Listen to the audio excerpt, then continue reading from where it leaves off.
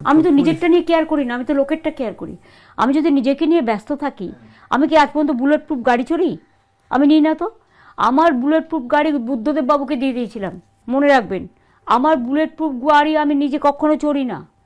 আমি জাস্ট একটা পার্টির গাড়ি চড়ি, এটা গভর্নমেন্টেরও গাড়ি নয়।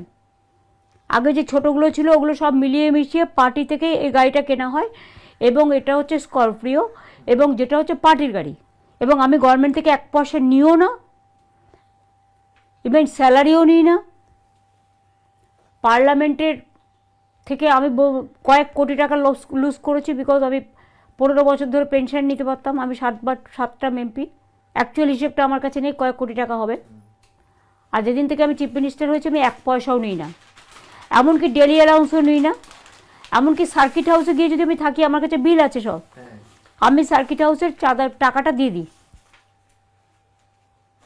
চায়ের দামটাও দিয়ে দিই। রেলে যখন ছিলাম, রেলেও চায়ের দামটা দিয়ে দিতাম। তখন মাইনে নিতাম, কিন্তু ইকোনমি ক্লাসে ট্রাভেল করতাম 91 থেকে, আমি এক্সিকিউটিভ ক্লাসে করতাম না। কারণ 91-এ একটা অস্টারিটি শুরু হয়েছিল, নরসিংহ রাওজি একটা ড্রাইভ করেছিলেন।